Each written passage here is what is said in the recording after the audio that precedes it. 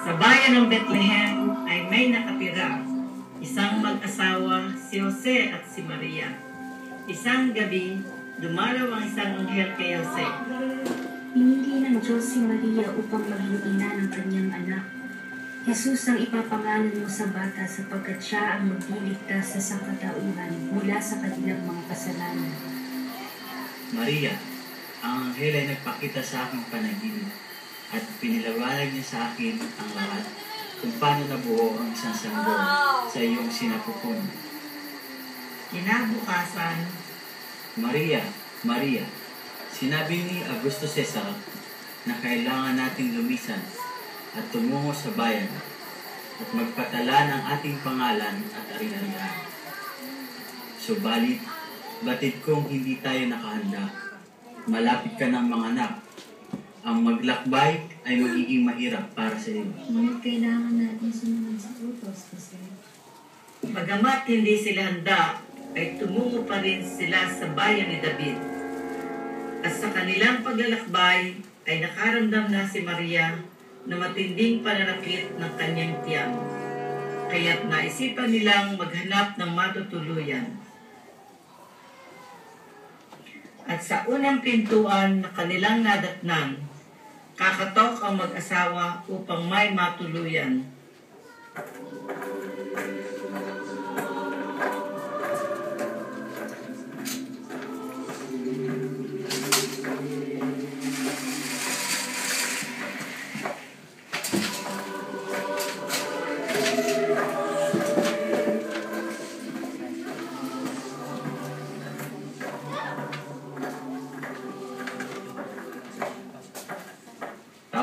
Tao po, mahabaging puso kami patuloyin.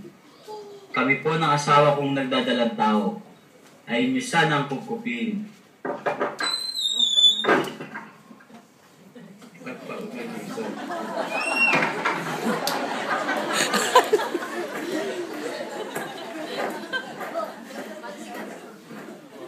Door 2.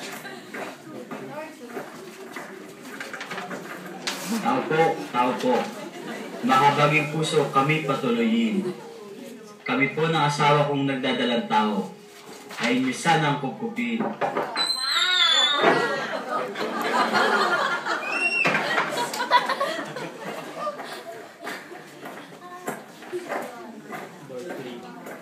Door 3.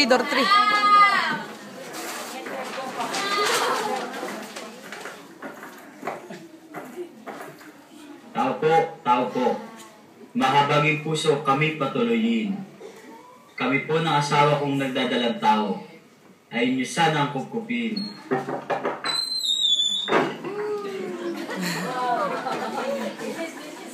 Ngunit ang aking asawa ay malapit ng mga anak, at ang paglalakbay ay lubhang napakahirap. Subalit ang aming tahanan ay wala nang masisiksikan. Ngunit kung inyong pagtitiisan sa likod ng kaming bahay ay may pastila. tanggapin na natin iyon, Jose. Maraming salamat at amin pong tatanggapin. Sa inyong munting pastula ngayong gabi kami mahihimbing.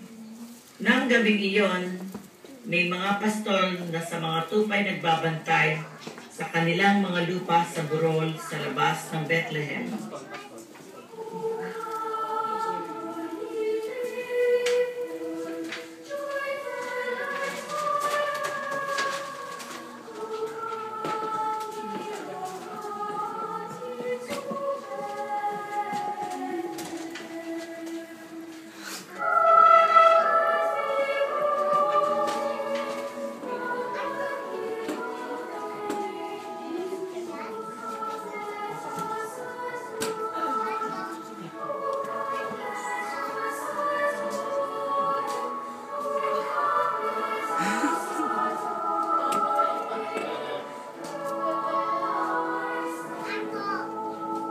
Di kaginsa-ginsang isang nakasisilaw na liwanag ang lumaganap sa kinaroroonan ng mga pastol.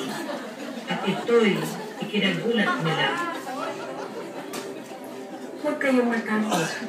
Ako ay may dalang mabuting balita na magdudulot ng malaking kaganapan sa lahat ng tao. sapagkat isinulang ngayon sa bayan ni David ang inyong tagapagligtas na si Kristong Panginoon. Matatagpuan ninyo ang sanggol na nakahiga sa isang hamak na sabsaban.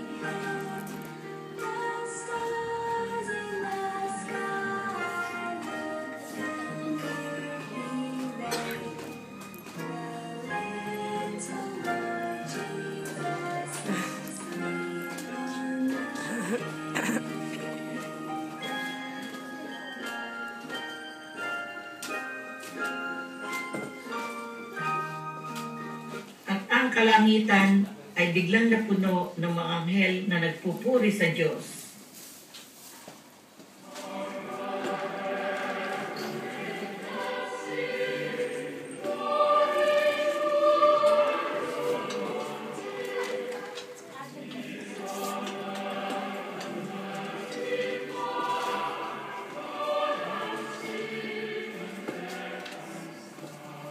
At ang mga pastol ay naglakbay patungo sa Bethlehem. Samantalang sa di kalayuan, sa mga panahon din yun, ay may mga matatalinong tao, mga pantas kung tawagin, ang nakakita sa isang bagong tala.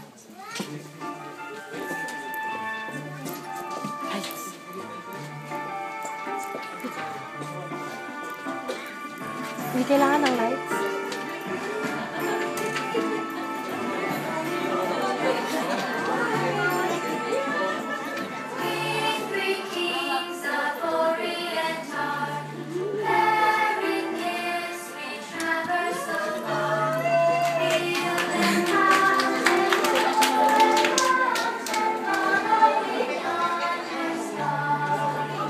Ang talang iyon ay higit na maliwanag kaysa sa iba. Maaari ang talang iyon ay may kakaibang hayo at sundan natin. Makapangilabot.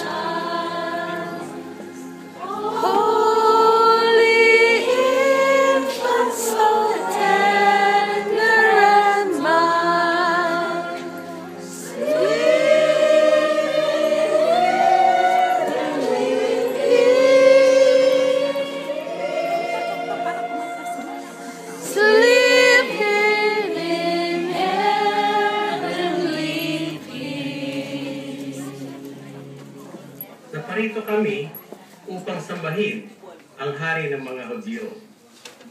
Sa pagsilang ng sanggol na manunubos, tanggapin po ninyo ang aming handog. Matapos ihandog ng 3 haring mago, ang dala nilang ginto, kamanyang at mira. Sila ay lumuhod at sumamba sa sanggol na si Jesus.